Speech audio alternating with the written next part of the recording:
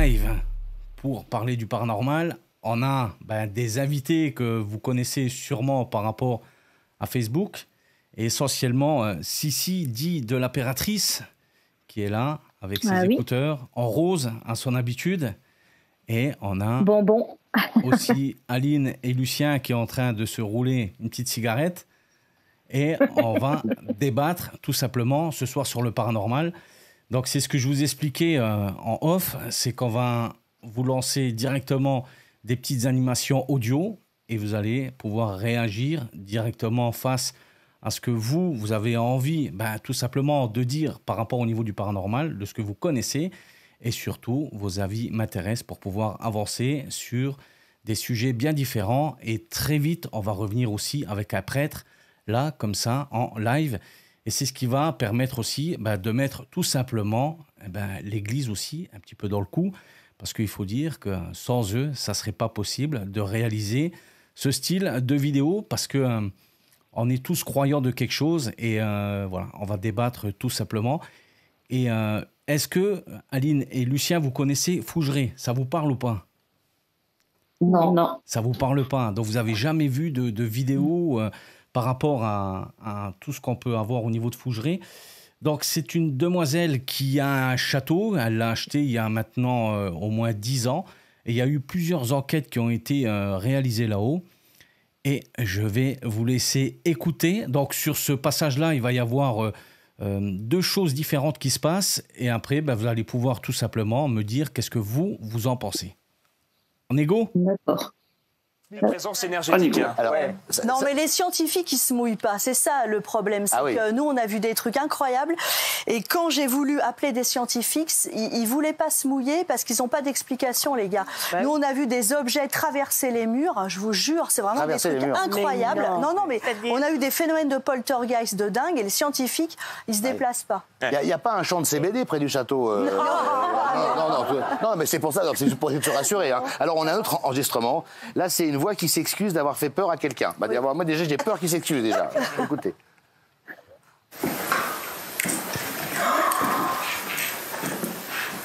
Tu m'as fait peur. Oh mon Dieu. Alors, premier point, il y a des objets qui disparaissent, ils vont fondre et ils vont se reconstituer dans une autre pièce. Est-ce que pour vous, ça c'est possible ou pas dans le paranormal? Traverser le mur, tout simplement. Moi, je sais qu'une fois, j'avais vu une émission, et là, c'était une pomme qui traversait à travers une porte d'un grenier sans avoir fait de trou dans la porte. Donc, ça veut dire que c'est un... Ça peut être... C'est un objet... Après, je sais pas si c'est vrai, mais c'était dans l'émission Mystère à l'époque. Ouais. Donc, eux, ils disent... Les pommes, elles étaient en train de voler à une certaine hauteur, ils traversaient une porte, mais il n'y avait pas de trou, il n'y avait rien. Ouais. Donc après, est-ce que c'est vrai? Une pomme, ça va rester un aliment, mais là-haut, ils parlent d'objets. Donc, la pomme, si elle va se liquéfier, si elle va se reconstituer dans une autre pièce, là, je trouve que c'est complètement fou, parce que il y a quand même de l'eau dans une pomme, il y a de la peau ou autre, mais là, ils parlent carrément d'objets. Donc, une pomme, ça peut être un objet aussi. Non, mais c'est vivant. C'est vivant. Oui, c'est vivant, donc, mais... voilà. Donc, c'est ça qui est très intéressant dans le paranormal. Est-ce que pour vous, c'est possible? Est-ce que ton briquet, par exemple, qui va être posé là sur la table, tu vas pouvoir le retrouver chez le voisin, sur son lit, ou alors dans sa cuisine, et tu vas te dire comment que ça a pu se passer? Comment tu l'as fait traverser? Michel, il a bien retrouvé des choses qui posaient à un certain endroit.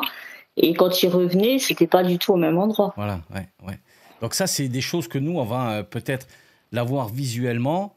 On sait que, par exemple, cet objet-là, je le pose, je vais le retrouver ailleurs. C'est peut-être mon inconscient qui me l'a fait faire et que je m'en souviens plus. Qu'il l'aurait déplacé, tout simplement. Non, parce que... écoute, moi, moi, je pense pas, parce que tu te rappelles mon porte-monnaie que je cherchais? Et la carte bancaire. Ouais, c'était la carte bancaire. Je la range tout de suite dans mon porte-monnaie, machin bref, dans ma pochette. Et là, je l'ai cherchée pendant 3 jours et je suis tombée bêtement dessus. Elle était dans un sachet dans la chambre. D'accord. Je sais pas comment. Jamais j'aurais mis ça dans ce sachet-là, puisque c'est des affaires qu'on a mis de côté. Et à un endroit qu'elle va jamais. Donc, la carte bleue était dans ton porte-monnaie, c'est ça? Et tu as retrouvé le porte-monnaie ailleurs? Non, elle a retrouvé la carte bleue dans un sachet. D'accord. Ouais. Et Que la carte bleue dans un sachet. Et ça t'est arrivé qu'une seule fois? Oui. Bah, là où on est, ouais. Ouais, là où on est. D'accord. Donc là, on est déjà sur un phénomène que vous avez vécu. Donc maintenant, tu vois, de ce qu'on a entendu à Fougeray, c'est que eux, ils ont directement par exemple, ce stylo-là, il va complètement disparaître, fondre, voilà, et il va se reconstituer de l'autre côté. C'est ce que, en tout cas, elle témoigne là-haut, et elle parle des scientifiques qui, tout simplement, ne viennent pas filmer tout ça ou autre. Voilà, je trouve que c'est quand même un peu fort dans le paranormal. Moi, ça, c'est une scène que je n'ai jamais vue. Voilà, donc c'est vrai. Puis ce qu'il y a, c'est que c'est dommage qu'elle n'ait pas fait de vidéo, quoi. C'est ce que c'est ce qu'ils disent dedans, au niveau de ce reportage-là, que les scientifiques ne veulent pas se déplacer, quoi. Et on sait qu'aujourd'hui, peut-être pas en France, mais dans d'autres pays, ils développent justement les gouvernements des fonds pour justement travailler sur tout ce qui est phénomène paranormal. Voilà. D'accord. Et le deuxième point, avant de passer à la suite, tout simplement, ce PVE qu'on peut entendre dedans, est-ce que vous y croyez, vous y croyez pas, quand ils sont en train d'enquêter et la personne dit « tu m'as fait peur » et là tu entends ce PVE « pardon ». Oui, on a entendu. Ouais. Après, ça peut être possible. Pour moi, le PVE, il est vrai. J'ai écouté, voilà, j'en ai déjà eu aussi. Pour moi, le PVE est vraiment même bien audible. Oui, puis ils continuent à parler, donc ils n'ont même pas fait attention qu'il y a quelqu'un qui leur a dit pardon, quoi. D'accord. Ouais. Voilà, donc on est ils le découvrent après. En principe, c'est ça le PVE. Le PVE, tu vas l'avoir directement enregistré. Quand tu écoutes les rushs. Voilà. Et une fois que tu auras écouté tes rushs, comme tu le dis, tu vas pouvoir tout simplement dire « j'ai eu tout simplement un PVE ». Voilà. Là, ce qui fait vachement rigoler, c'est que quand la personne dit « Ouah, tu m'as fait peur », et tout de suite derrière, tu entends « pardon ». Tu vois ? Donc, dans ce PVE-là, est-ce que la personne qui est à côté l'a entendu de ses propres oreilles ou est-ce que c'est venu seulement après sur les bandes ? C'est pour ça que ça fait rigoler beaucoup de monde par rapport à ça, parce que le PVE, tu vas l'entendre, comme tu disais, enregistré directement sur un format audio, mais là, on l'entend directement dire « tu m'as fait peur » et on entend derrière « pardon ». Donc, c'est quelque chose qui prête à débattre. Un petit peu, c'est vrai. Voilà. Donc après, on va passer au deuxième sujet, parce que c'est très intéressant d'avoir tout simplement vos avis, parce que quand je vois vos têtes en train de réfléchir, ça promet pour la suite, quoi. C'est ça. Ça fume. Oui, puis apparemment, il est pas mal le format, ça a l'air de plaire, donc c'est bien, tant mieux. Est-ce que vous connaissez Patricia Daré? Ça vous parle ou pas? Non. Ça vous parle pas, donc c'est bien. J'ai des sujets où est-ce que vous allez découvrir, et c'est aussi un petit peu le but. Tout simplement, cette dame-là, elle est médium et elle peut voir automatiquement des personnes, elle peut leur parler ou autre. Et puis, dans cet extrait que j'ai choisi, elle va expliquer. Voilà, donc je pense que tu dois la connaître si tu réagis. Voilà. On a vécu des gens importants, enfin, pas des gens importants, mais du showbiz ou tout ça, non? Maintenant, elle fait beaucoup de conférences, mais elle explique par rapport à ces entités-là tout ce qu'aujourd'hui elle peut développer dans ce sens-là. Je vous laisse écouter, ça sera beaucoup plus parlant. La hiérarchie, c'est mes patrons. Je les ressens, je ne les vois pas physiquement, parce que je pense que de physique, ils n'en ont plus depuis une belle lurette. Je les ressens comme des êtres qui sont humanoïdes, qui n'ont pas de visage, qui n'ont pas de corps, ils ont juste une silhouette en fait, une silhouette. Quand je les entends, quand je les ressens, c'est une silhouette lumineuse, mais c'est une silhouette. Mais ce sont des gens, soit qui ont vécu ici, soit qui vivent ailleurs. C'est-à-dire ailleurs, c'est ailleurs, parce qu'il y a ici c'est la Terre, mais il y a des ailleurs. Alors moi je dis ailleurs c'est quoi? C'est multidimensionnel. Il y a plein d'ailleurs en fait. Ce sont ni plus ni moins des êtres comme vous et moi, qui sont de l'autre côté et qui travaillent à veiller sur nous. On nous dit toujours, et c'est ça je ne comprenais pas au début, j'ai dit qu'est-ce qu'on doit faire sur Terre? Et eux me répondent, il faut aimer. Je dis, aimer. Bon, facile à dire. Mais aimer, ça fait un peu idiot. Ah, il faut aimer l'autre. Ah, l'amour, l'amour. On entend ça tout le temps, mais on le voit jamais. Tout le monde se maltraite et tout le monde parle d'amour. Je dis, mais c'est quoi exactement? Je vais aller près des gens dire, je vous aime. Oh mon Dieu, comme j'ai plein d'amour. C'est pas vrai, en fait, on n'est pas comme ça. Il y a des gens qu'on n'a pas en sympathie. Je ne crois pas aux gens qui disent, moi, je n'ai que de l'amour à donner. C'est pas vrai. On a plein de choses en nous. On a de l'amour, puis on a de la haine aussi, puis on a de la colère, on a plein de choses. Et ils me disent, c'est pas ce que tu crois. Les premiers trucs, c'était l'amour, c'est comme un moteur, en fait. C'est une espèce de force qu'on a et qui est juste là pour se décupler et pour faire des choses. Et toi Lulu, t'as beaucoup d'amour à donner? Moi, j'en donne à Aline, moi, c'est déjà pas mal. C'est ça que j'aime bien. Donc, de ce qu'aujourd'hui, voilà, elle parle quand même de hiérarchie. Donc, elle est en train de nous dire qu'elle a des propres patrons qui lui donnent des informations et automatiquement, elle va faire des choses face justement à ces entités, parce qu'elle ne dit pas le mot là, mais elle parle d'esprit, elle va parler d'identité, elle va parler directement de fantômes.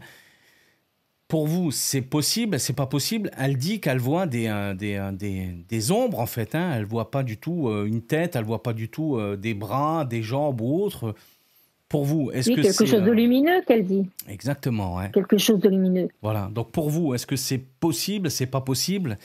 Est-ce que c'est comme ça que ça se passe de l'autre côté? Après, je pense qu'il y a quand même quelque chose derrière, mais bon, après...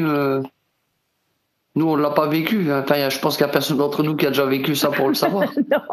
C'est vrai que, oui. Voilà, là, ce soir, on va plus parler du paranormal, mais des morts, on va appeler ça des EMI, et tu vas revenir à la vie, tu vas avoir vu certaines choses, ils vont parler du couloir, des ombres, voilà, des personnes qui sont venues de leur propre famille les rechercher, mais elle parle quand même d'une hiérarchie. Donc là, on est beaucoup plus dans ce côté... imaginaire de ce qu'aujourd'hui elle peut... C'est un peu comme dans un rêve, quand tu fais un rêve. Tu peux rêver de n'importe qui, mais tu verras jamais son visage en fait quand tu fais un rêve. C'est vrai que souvent... Oui, c'est vrai, ça m'est déjà arrivé aussi. Quand tu rêves quelqu'un, tu ne vois jamais son visage. C'est vrai. Donc c'est pareil, c'est à peu près on pourrait dire humanoïde. On pourrait voir quelqu'un sans vraiment voir la personne. Donc, on rentre plus de ce que toi t'aimes. On fera aussi un live là-dessus sur tout ce qui est parti ovni, extraterrestre ou autre. Est-ce qu'elle essaye de rentrer dans ce côté-là? Parce que quand même, quand on est croyant, on va prendre le côté catholique, on sait qui va gérer plus ou moins la boutique, l'église. On sait qu'il y a un patron. Elle parle quand même d'une hiérarchie. Donc, est-ce qu'on est dans le côté secte? Est-ce qu'on est dans le côté, tout simplement, au niveau de la croyance? Est-ce qu'on est dans le côté ovni? Et c'est là-dessus qu'elle n'arrive pas trop à bien s'expliquer, quoi. C'est compliqué à répondre. Parce qu'une personne qui sera décédée, on parle de l'âme. L'âme qui va être encore là un certain temps, elle va partir, mais voilà, elle n'ose pas parler des anges gardiens. Et pourtant, aujourd'hui, c'est ce que beaucoup vont témoigner. J'ai eu beaucoup de bonheur grâce à mes anges. Beaucoup le disent. Quand souvent on se dit, tiens, j'ai échappé belle à un accident, j'avais mon ange gardien à côté de moi.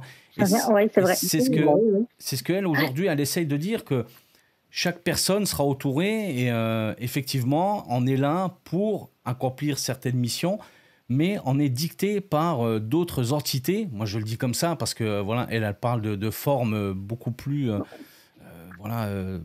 c'est un voile, en fait, elle n'est pas trop...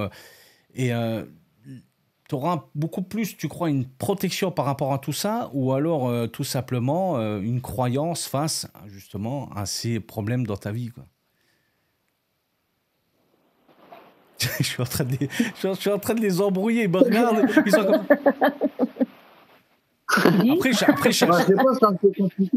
Après, chacun ses avis.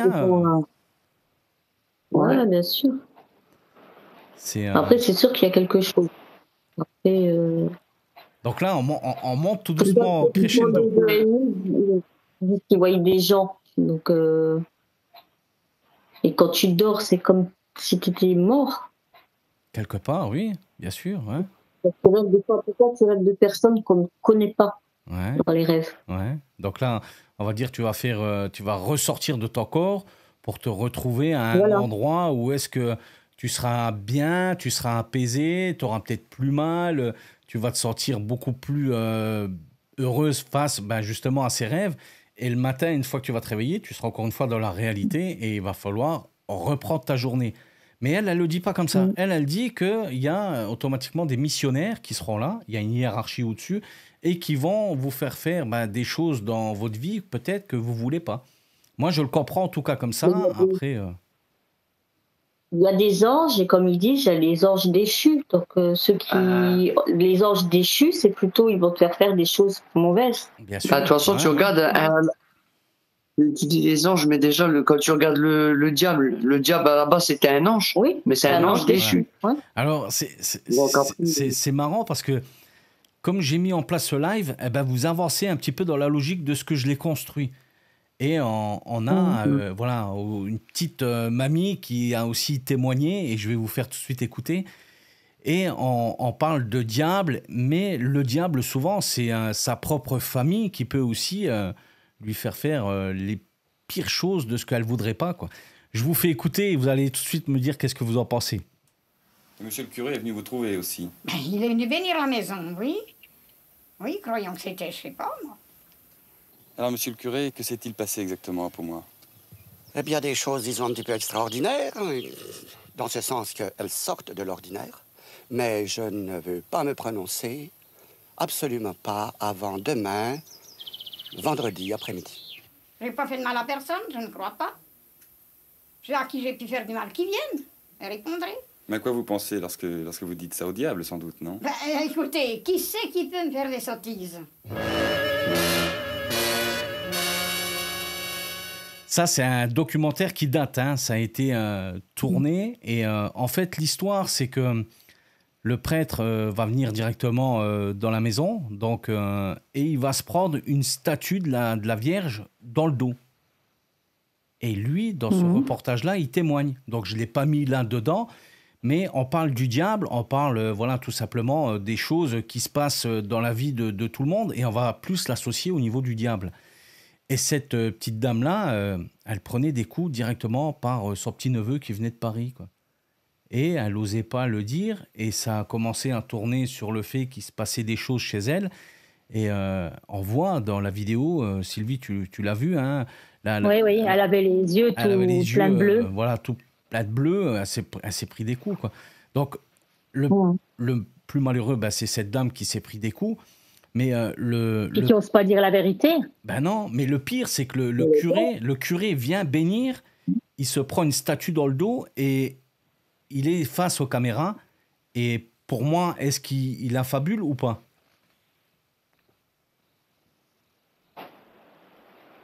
Oui, parce qu'en plus, il dit on saura plus vendredi après-midi, mais il ne parle pas plus, quoi.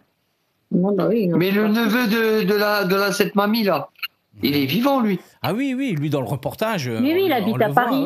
Il vient tous les 15 jours chez elle, voilà, et puis il lui fait les pires saloperies qu'on peut faire par rapport à une petite dame, quoi.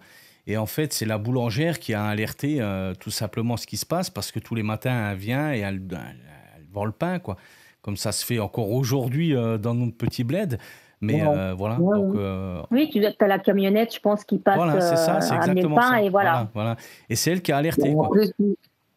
Le curé, il se prend déjà une statuette dans le dos, la Sainte Vierge, je ne sais pas ce que c'était. Ouais, c'est ça, la Sainte Vierge. Si je prends ça déjà dans le dos, c'est qu'il y a déjà un mauvais esprit auprès d'elle déjà, donc c'est peut-être pour ça que lui a un comportement là vis-à-vis d'elle. Mais lui, je pense. Il s'est plus prononcé là-dessus, parce qu'il dit qu'il rentre dans cette maison pour justement faire une bénédiction, et que tout simplement, le diable est là, quoi. Et pour faire partir le diable, il faut faire un rituel. Et comme il a voulu faire son rituel, c'est là qu'on lui a acheté tout simplement cette statue de la Sainte Vierge. Et il attend le vendredi, donc le lendemain, parce que ça a fait bouger quand même pas mal de journalistes, pour donner sa conclusion de ce qui s'est passé, quoi. Donc, est-ce que c'est le fait de se retrouver face à une caméra pour essayer de faire le buzz pour lui? Est-ce que c'est vrai? Est-ce que c'est faux? Mais après, il faut voir parce que c'est une vidéo qui date de très très longtemps. Je pense pas qu'ils étaient à vouloir chercher à vouloir faire du buzz. Enfin, je pense pas. Ben, voilà, le témoignage aujourd'hui, et c'est compliqué parce que c'est sur des faits, donc automatiquement les journalistes se déplacent, ils veulent filmer. C'est un petit peu comme la vidéo qu'on avait aussi réalisée sur Amnéville, que vous avez aussi la maison qui était soi-disant hantée. L'esprit frappeur, et c'était pareil. Ouais. Quoi. Sur Amnéville, il y a eu quand même c'est un truc de fou quand même. Ça a été loin. Il y a des élus, enfin il y a surtout un élu qui est venu dans le jardin, et il dit qu'il y a une statue en pierre qui tombe devant lui. Il y a quand même la police qui rentre dans la maison et ils courent en sortant parce qu'ils ont la frousse, parce qu'ils ont vu le téléviseur tomber. Et ils témoignent. Et l'article, là, on pourrait même le ressortir et puis le mettre en affiche. Donc, est-ce que c'est... Ah ouais, je suis surpris que vous ne connaissiez pas l'histoire, là. Ouais, parce qu'en plus, on a fait... Et il y a même la statue, en plus, qu'il y a devant. Ouais. Il y avait la statue devant la maison qui était tombée. Ouais, c'est ça. Ouais. Et donc, un élu, plus encore, on va dire l'autorité... Et en fait, tout simplement, c'est que la personne... C'est bien plus tard. Oui, parce qu'il y a eu enquête, procureur et tout. Hein. Mais la dame était atteinte tout simplement de schizophrénie. Elle a tout pété dans la maison. Quoi. Mais quand je dis tout cassé, c'est les vitres, c'est l'interphone et tout. Et de mémoire, là, ça me revient, il y a même le voisin qui témoigne aussi en disant que quand il est rentré... l'esprit frappeur a jeté le bouquet de fleurs en plastique sur lui, quoi. C'est un truc de fou, quand même. Et il témoigne face à des journalistes, quoi.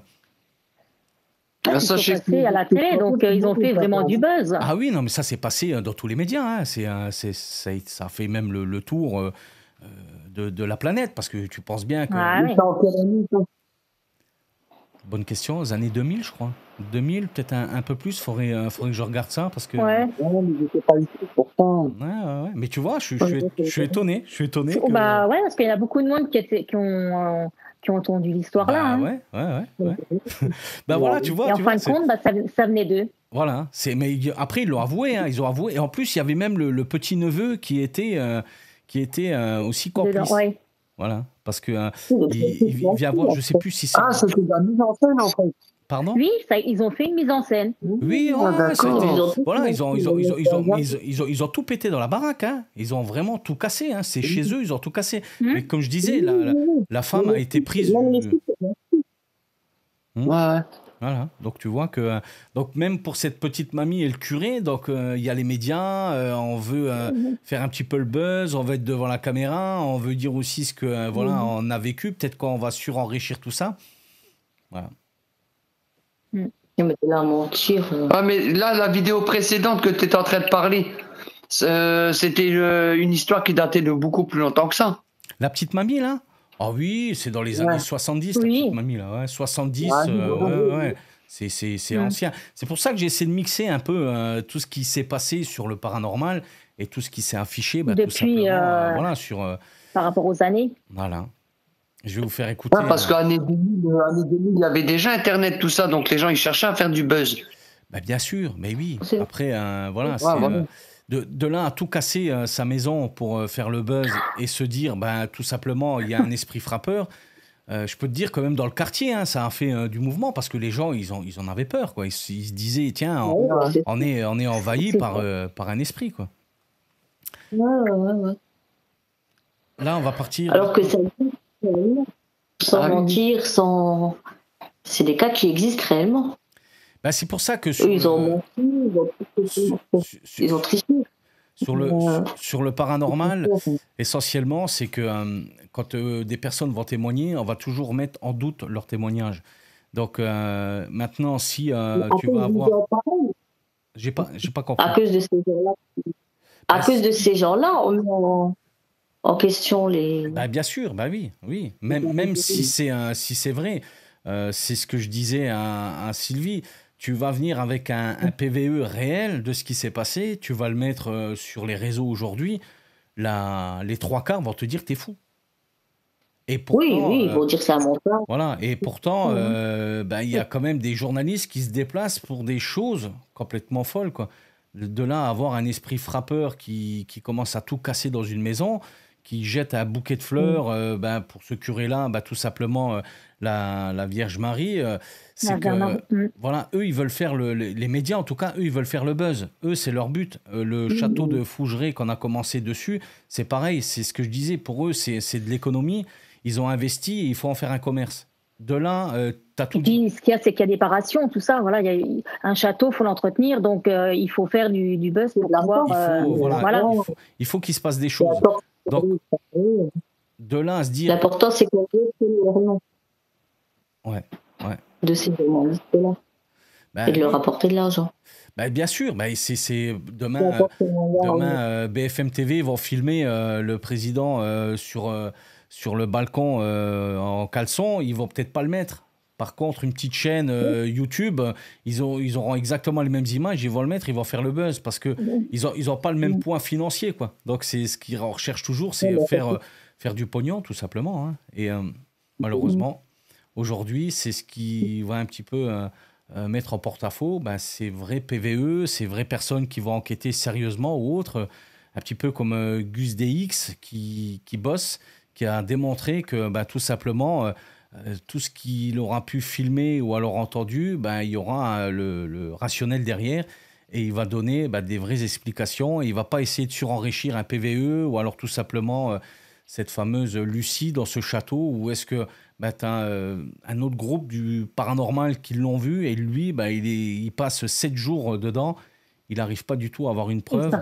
Il va jusqu'à entendre des bruits d'une femme. Et effectivement, dans ces PVE-là, on entend le bruit d'une femme, enfin le bruit des paroles d'une femme en train de pleurer, tout simplement. Et c'est tout simplement une chouette.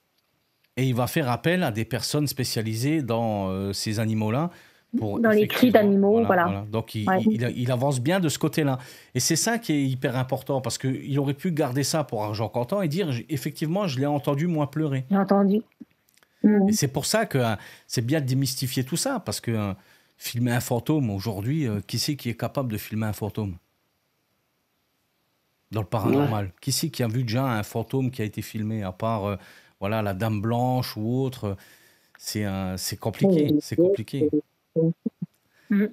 On va continuer avec aussi un témoignage d'une dame qui est vraiment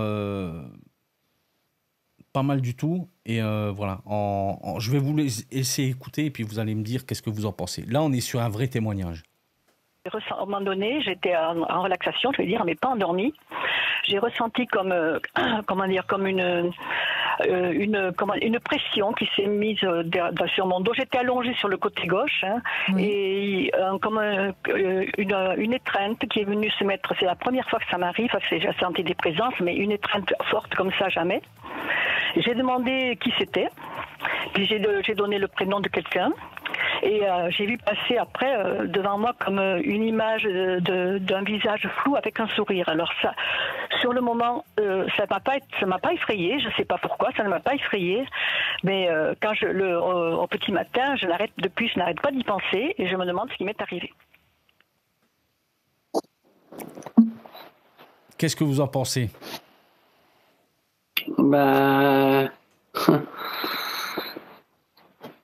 Moi, je pense que c'est peut-être une personne qui est décédée dans la pièce même là où elle était en train de dormir, quoi, je pense. En fait, elle parle de son mari. Donc, dans cette enquête-là, tout simplement, il est décédé et elle le voit. Donc, elle le dit bien, elle est en train de se relaxer. Elle voit son visage et il lui fait un sourire et voilà, le visage s'en va. Est-ce que c'est proche de ce qu'on disait tout à l'heure? Tu sors un petit peu de ton corps, tu penses à cette personne, tu te remets des souvenirs tout simplement de cette personne-là et elle passe devant toi. Est-ce que ça vous est déjà arrivé d'avoir devant vos yeux un certain voile de fatigue ou alors tout simplement quand tu rêves à quelque chose, les yeux ouverts, est-ce que c'est ça? Est-ce que c'est pas ça? En tout cas, moi je balance la pierre à personne, hein. Moi j'essaye juste de comprendre tout ce que je mets là en avant et d'avoir votre avis par rapport à ça, quoi. Après, Après, c'est assez difficile dans le sens qu'on n'a jamais vécu ce genre de scène-là. Donc, après, là, on est sur moi, je sais que dans mon passé, je sais qu'une fois, je dormais. J'avais la couette en pleine nuit. La couette a été relevée. Il ne me restait plus que le drap sur moi. Et j'ai senti une main d'un enfant sur mon bras. Et c'est ce qui m'a fait que je me suis réveillé, je me suis levé, j'ai allumé la lumière et tout, j'ai vu qu'il n'y avait rien, je me suis recouché. Et le lendemain, quand j'en ai parlé avec la mère de mon fils, elle m'a dit qu'en fait, dans cette chambre-là, il y a une petite fille qui est décédée et ils l'ont gardée pour faire la veillée, quoi, dans la chambre en question. D'accord, ouais. Et ça, tu le savais pas. Bien avant que ça t'arrive, tu le savais pas. D'accord. Non. Et ça s'est produit. Mais bon, c'est quand même quelque chose d'impressionnant parce que, quand tu t'y attends pas, ouais. Après, je pense pas que c'était là pour essayer de faire peur ou quoi que ce soit, peut-être pour vouloir essayer de communiquer ou quoi. Après. Mais bon, j'ai vraiment senti une petite main, quoi. C'était pas une main d'adulte. Hein. Et quel âge à peu près la gamine, tu sais? Oh. Bah, elle est morte. Allez, je pense qu'elle devait avoir dans les alentours des 1 an, je pense. D'accord. Peut-être même moins. Ouais. Donc, à 1 Mais bon, an. la main de moi, elle devait avoir peut-être une main de 5-6 ans, je pense. Ah, tu sais, ouais. c'est vraiment d'un enfant, quoi. D'accord, ouais. Donc, par rapport au toucher, tu as pu plus ou moins donner un certain âge au niveau de la... Par rapport à la dimension de la main. Ouais. Là, Sylvie... J'ai senti une petite main, mais c'était pas une main de bébé, c'était déjà un peu... Voilà. Sylvie, toi, tu es plus dans le domaine des enfants. Comment est-ce qu'un enfant peut s'exprimer en mettant la main sur le bras du Natsem ou autre? Est-ce que tu l'as déjà vécu en réel et de voir un petit peu le comparatif dans le réel, quoi. Bah oui, quand il te touche, tu sais qu'il est à côté de toi. Donc, si ce serait la nuit, je pense que oui, je reconnaîtrais aussi les petites mains. Ouais, mais pour toi, dans le réel, un enfant qui va mettre sa main sur toi, c'est qu'il veut quelque chose. Est-ce qu'il veut de l'aide? Il va parler. Voilà, mais c'est ce que j'allais dire. Il va parler, sauf s'il a du mal à parler, lui, il va te tenir ou il va te montrer ce qu'il veut. Mais en principe, il te parle. Là, s'il a juste senti la main que ça n'a pas parlé, c'est vrai que ça doit faire drôle, quoi. Ah, c'est sûr, bah oui, c'est que dans ce côté-là, c'est là qu'il faut quand même bien réfléchir à ce qu'on dit. 5 ans, moi j'ai touché. Oui, mais elle n'est pas là réellement de son vrai vie avec toi, donc elle ne peut pas communiquer avec la parole. Elle peut que communiquer avec le toucher. C'est ce que j'allais dire. Un enfant qui va partir très tôt, est-ce que il va rester tout simplement en ayant entre les deux, voilà, la conscience d'un enfant et de peut-être pas comprendre, d'avoir peur, d'être dans une situation que tu comprends pas, surtout à 1 an, 1 an et demi, je veux dire, c'est complètement fou. Donc, est-ce qu'il y a des guides derrière qui vont justement essayer d'aider ces enfants-là? Est-ce qu'ils vont être pris en main? Est-ce qu'ils vont monter vers la lumière, comme on dit? Est-ce qu'ils vont rester? Et quel intérêt surtout de rester dans cette chambre funéraire? Parce que si elle était là, c'est que pour elle, ça se termine ici. Et l'enfant, qu'est-ce qu'il ferait de ses nuits, de ses journées en posant la main sur Lucien, en disant « je suis là, fais quelque chose pour moi ». Donc, est-ce qu'après, c'est à ce moment-là qu'on rentre dans le spirituel? Est-ce qu'il faut prier pour cette petite, pour qu'elle puisse partir? Est-ce qu'il faut l'aider différemment par rapport peut-être à des rituels qui sont différents que ceux qu'on connaît nous par rapport au niveau de tout ce qui est prière ou autre? Est-ce qu'il faut brûler de la sauge? Est-ce qu'il faut mettre de l'encens ou autre? C'est ça qui est très intéressant en fait aussi à essayer de comprendre, quoi. Parce que ça t'est arrivé qu'une fois. Surtout, moi, ça m'est arrivé qu'une fois. Mais si je dis pas de conneries, la petite, elle n'est pas morte dans la pièce en question, elle est morte dans une autre pièce. D'accord. Par contre, elle a été veillée dans la pièce là où moi j'étais. D'accord. Mais ça, je l'ai su après que j'ai vécu la scène là. Ouais. Et jamais tu as entendu je sais pas, des jouets, je sais pas, une mélodie ou alors tout simplement des pleurs ou autre. Donc c'est fou quand même. Juste une seule fois et... Et le matin, tu t'es pas posé de questions ou Bah, j'en ai parlé à mon ex, et puis bah, c'est elle qui me l'a dit que sa petite nièce est décédée. C'était la petite fille de son frère, quoi. Ouais. Donc après, c'est le comportement de la mère qui fait que je me suis plus focalisé sur ça que par rapport à la situation par elle-même, quoi. Et après, j'ai zappé, quoi. Et c'est une mort naturelle? C'est suite à une maladie? C'est un accident? Non, un étouffement, je crois. C'était un délire comme ça, un étouffement, ouais. Donc c'est pas rien, quoi. Ouais. C'est pas la maladie du nourrisson? L'étouffement, je pense pas. Ça peut être avec... Après, il faut toujours lui en reparler à mon ex parce qu'elle c'est plus sur le sujet que moi parce que c'était quand même sa nièce. Ça fait, c'est sûr que ça fait peur, hein, surtout au niveau des parents, hein, de s'étouffer. Bah puis un enfant, quoi. Bah, disons que encore un adulte. Mais sa mère, par rapport à ça, elle allait s'amuser en boîte et tout, elle en avait limite rien à foutre, quoi. Ouais, là, ouais. Donc c'est pour ça que je te dis que je me suis plus focalisé sur elle, le comportement qu'elle a eu. Par rapport à la petite, quoi. Ouais. Là, c'est... bon, après, voilà. On n'a pas Est-ce qu'elle a mis sa main? Est-ce que tu as senti la main pour savoir s'il y avait quelqu'un là pour la rassurer, si sa maman sortait souvent, quoi? Je sais pas. J'en ai aucune idée. Ouais, c'est... Après, moi, mon fils, il était tout petit. Mon fils était dans le lit de bébé à côté de nous, quoi. Donc, est-ce qu'elle voulait... La petite, elle voulait peut-être pas communiquer ou je sais pas. Parce que quand c'est un adulte, tu te dis, bah tiens, quand il reste là, quand il se passe des choses, tu te dis, bah tant qu'il n'a pas vu, par exemple, si c'est un père qui s'en va et puis que sa fille est enceinte, eh ben, on dit il est resté là pour voir la naissance et tout, et après il est monté, mais là c'est un enfant, donc tu te dis c'est mais est-ce qu'elle t'a touché en se disant bah c'est bon, il y a quelqu'un là, quoi? Bah après peut-être voilà, c'est il y a beaucoup de... Quand tu dis comme ça, en fait tu dors, quand tu te réveilles à cause de ça, tu t'aperçois qu'en fait la couette elle est même plus sur toi, il te reste plus que le drap, or que la couette est sur moi.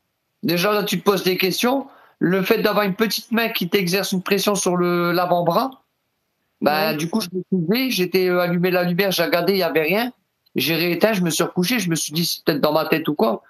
Mais en fait, ça m'a travaillé avant de m'endormir quand même. Et puis le lendemain, quand j'en ai parlé, c'est comme ça que j'ai su qu'il y avait une petite fille qui a été éveillée dans la pièce. Oui, quand t'as allumé, t'as dit, j'ai rêvé, quoi. Ouais, mais bon, après, je me suis dit, ça pouvait pas être un rêve, parce que pour avoir vécu ça, c'est ce qui m'a fait réveiller. Oui, t'as senti, ouais. C'est fou, hein. Ben là, on va repartir sur... Voilà, une dame aussi qui va témoigner des faits qui va se passer tout simplement chez elle. Et puis, voilà, je vous laisse écouter. Au début, quand j'ai vu mes lumières qui tenaient pas, quoi, c'est mes ampoules qui pétaient, mon compteur, ça disjonctait, bon, je me suis dit, bon, c'est des petits détails, quoi, ça peut arriver dans une maison. Jusqu'au moment où je me suis rendu compte que c'était quand même à répétition. Et puis quand surtout je faisais intervenir l'électricien et qu'il me disait il n'y a rien, on n'a rien trouvé, là je me suis posé beaucoup plus de questions.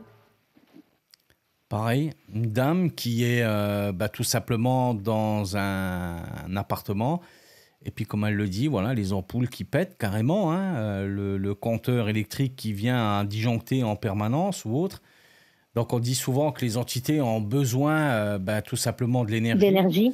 Voilà, de là à faire péter les ampoules, c'est qu'il y a une force quand même surnaturelle par rapport à ces faits-là. Et puis faire disjoncter.